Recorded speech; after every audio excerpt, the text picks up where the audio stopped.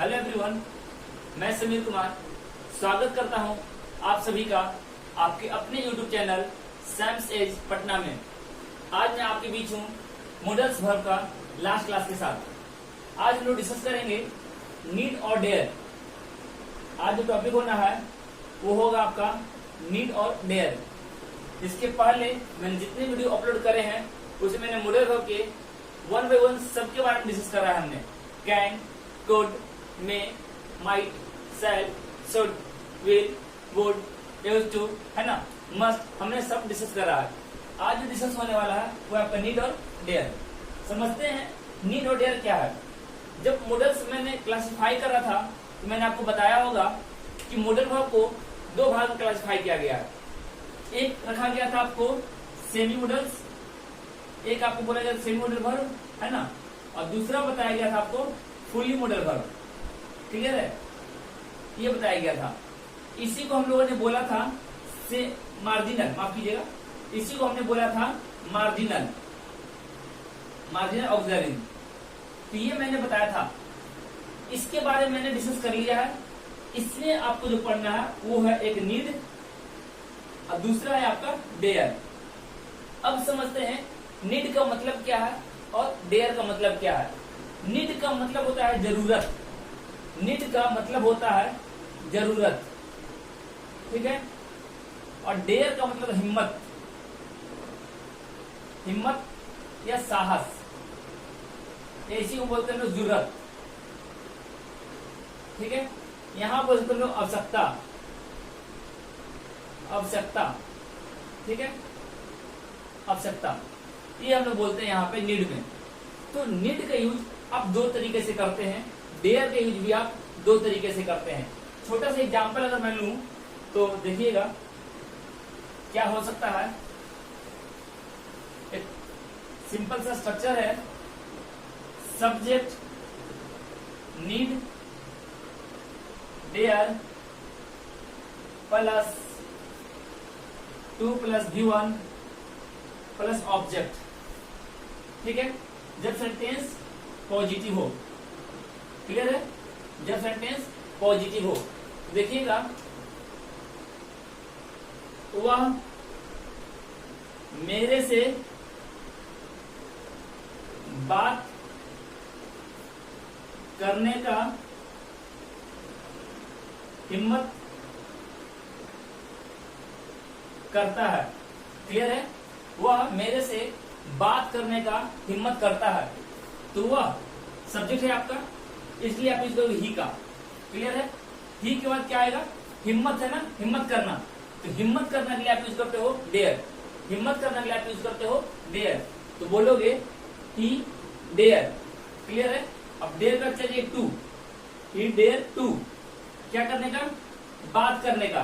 तो बात करने के लिए talk, he dare to talk, किससे, मेरे से, टू मी। क्लियर है, अगर आप इसे बनाओ he dares to talk to me, तो देखिएगा दोनों सही है, आपका ये भी सही है और ये भी सही है। अब देखोगे ये सब्जेक्ट क्या है, सिंगुलर है, ये सब्जेक्ट क्या है, सिंगुलर है, और ये क्या है, V5 है। ये क्या है आपका, V5 है, दैट इज सिंगुलर वर्ब। और आपने प्रेजेंट इंडेफिनिट वाले क्लास में ये पढ़ा है कि singular subject singular verb present indefinite में। तो देखो यहां जो है ये मॉडल वर्ब है, ये क्या है आपका, मॉडल वर्ब है, और ये जो है आपका मेन वर्ब है। यहाँ पे जो है ये क्या है आपका, मेन वर्ब है, ये समझना है आपको। क्लियर है, तो यहाँ जो डेयर है वो यूज किया गया है मॉडल वर्ब में, और यहाँ जो डेयर आप यूज किया है वो आपका मेन वर्ब में। तो मेन वर्ब क्या करता है कि सब्जेक्ट के अनुसार खुद को चेंज करता है। अगर सब्जेक्ट सिंगुलर हुआ तो V5 लेकर आएगा, प्लूरल हुआ तो क्या लेकर आएगा, V1 लेकर आएगा। क्लियर है, लेकिन जब मोडाल्स की बात करते हो, मॉडल वर्ब की बात करोगे तो सब्जेक्ट कोई भी हो, इरेस्पेक्टिव ऑफ द सब्जेक्ट, उसे सब्जेक्ट की कोई परवाह नहीं होती है। सब्जेक्ट कोई भी हो आप यूज क्या करते हो, हर हाल में डेयर का यूज करते हो। एक छोटा सा एग्जाम्पल हम लोग लेते हैं नीड के लिए, ठीक है। चलिए, तो इस तरीके से आप इसको कर सकते हैं। देखिएगा, एक छोटा सा एग्जाम्पल मैं रखता हूं।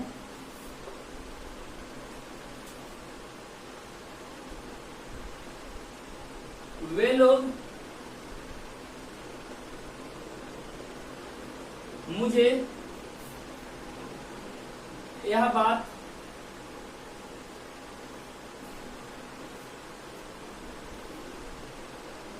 माफ कीजिएगा,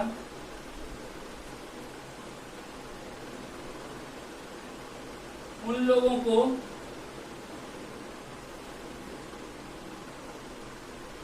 यह बात समझने की जरूरत है। ठीक है, तो देखिएगा क्या कर सकते हैं हम, जरूरत। अब जरूरत आ गया, तो जरूरत के लिए मैंने क्या बोला है, नीड। सबसे पहले आप सब्जेक्ट पिक किए तो दे, क्लियर है। दे के बाद क्या चाहिए, नीड या डेयर। तो जरूरत वर्ड यूज किया गया है, हम नीड का यूज करेंगे। दे नीड 2 + V1, 2 आप कर लो। समझना, समझना का मतलब अंडरस्टैंड।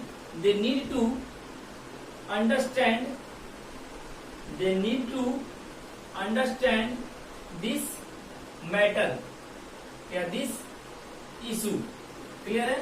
तो इस तरीके से हम लोग काम करते हैं। फिर कंफ्यूजन कहाँ होता है, इससे जब आपके एग्जाम्स में क्वेश्चंस आते हैं नरेशन में, अगर नरेशन में होगा तब आपको समझना है। चलिए छोटे से एग्जाम्पल मैं देख समझाता हूं। He said to me, Ravi need your help।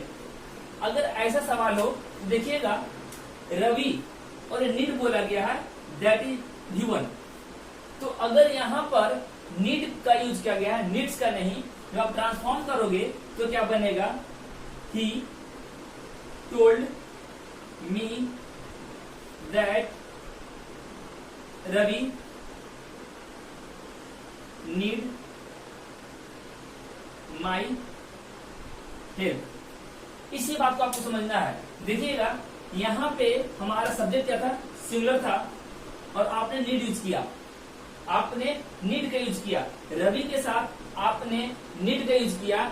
It means आपने क्या यूज किया, आपने मॉडल वर्ब का यूज किया। आपने क्या यूज किया, आपने मॉडल वर्ब का यूज किया।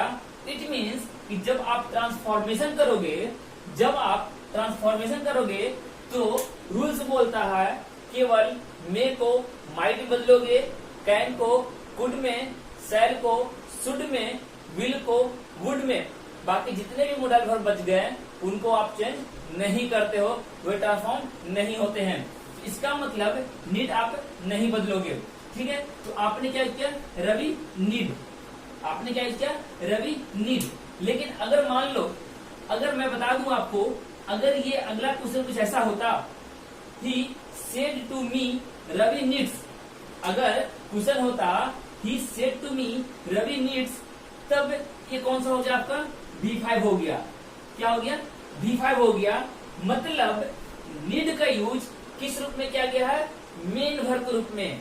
नीड का यूज किस रूप में किया गया है, मेन वर्ब के रूप में। इट क्लियरली इंडिकेट्स कि ये इसके अनुसार खुद को बदला है, रवि के अनुसार नीड खुद को बदला है। तो यहाँ जब आप ट्रांसफॉर्म करोगे तो नीड यूज ना करके क्या करोगे, नीडेड करोगे। क्लियर है, नीड को यूज ना करके क्या करोगे, नीडेड। क्योंकि रूल्स बोलता है अगर सेंटेंस आपका प्रेजेंट इंडेफिनिट में हो तो वो पास्ट इंडेफिनिट में बदल जाता है, अगर ये वाली वर्ब पास्ट में हो। ठीक है, मैं आपको डिस्क्रिप्शन बॉक्स में लिंक दे दूंगा नरेशन का भी। ठीक है, आपको आई वाले बटन पे भी आ जाएगा, आप उसे देख लेना और उसके अनुसार आप, अगर आपको कंफ्यूजन हो या आपको नहीं पता हो ये नरेशन में, तो आप उसे वहां से चेक कर लेना। क्लियर है, तो इन बातों का ध्यान रखना है नीड और डेयर के क्वेश्चन करते समय। क्लियर है। अब देखिए मैंने यहाँ मेंशन करा था ना पॉजिटिव, ये क्यों मैंने मेंशन करा था, आखिर क्या हो जाएगा इससे, बहुत बड़ी पॉइंट है ये। देखिए जब पॉजिटिव सेंटेंस हो तो आप क्या कर रहे हो, need dare to be one, क्या यूज कर रहे हो, need dare to be one. लेकिन माय डियर स्टूडेंट्स, जब ये सेंटेंस निगेटिव होता है, जब सेंटेंस निगेटिव हो तो ध्यान दीजिएगा, subject plus need dare plus not plus given plus object. मतलब नीड और डेयर के निगेटिव सेंटेंस में, नीड और डेयर के निगेटिव सेंटेंस में बेयर इंफिनिटिव का यूज किया जाता है। तो नोट्स है, we use bare infinitive in case of need not और डेयर नॉट।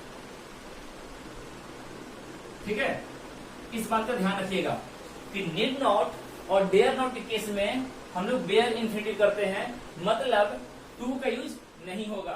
एग्जाम्पल समझिएगा, एग्जाम्पल समझिएगा, जैसे ही, ठीक है, मैंने क्या बोला, बेयर इंफिनिटिव है ना, he dare not to fight with me. Clear है?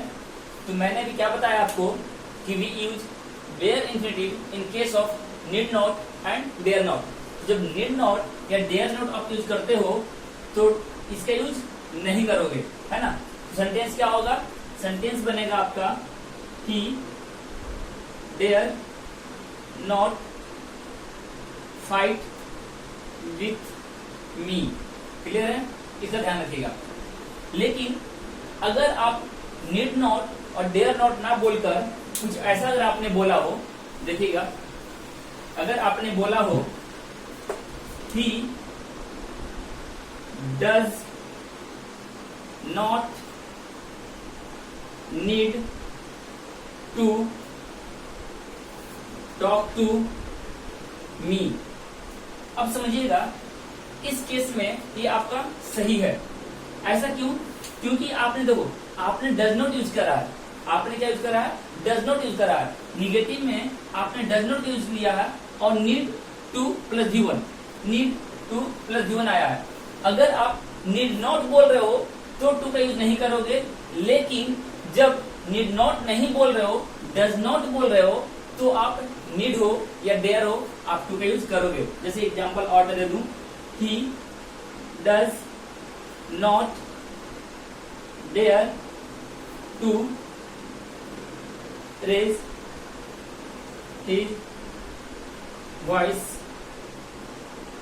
अगेंस्ट द टॉप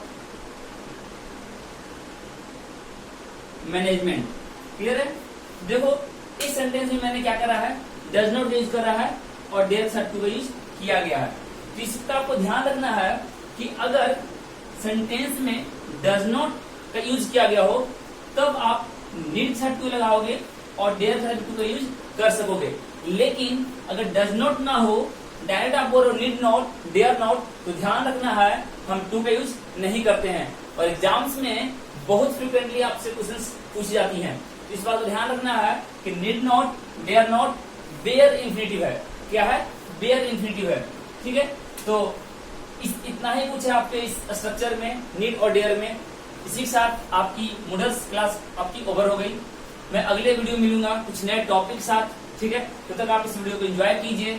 अगर कहीं कोई दिक्कत होती है, परेशानी होती है, तो हमारे कमेंट बॉक्स में लिखिए, बताइए, और उसके अनुसार हम लोग इम्प्रूवमेंट करेंगे। ठीक है, thank you for watching my video.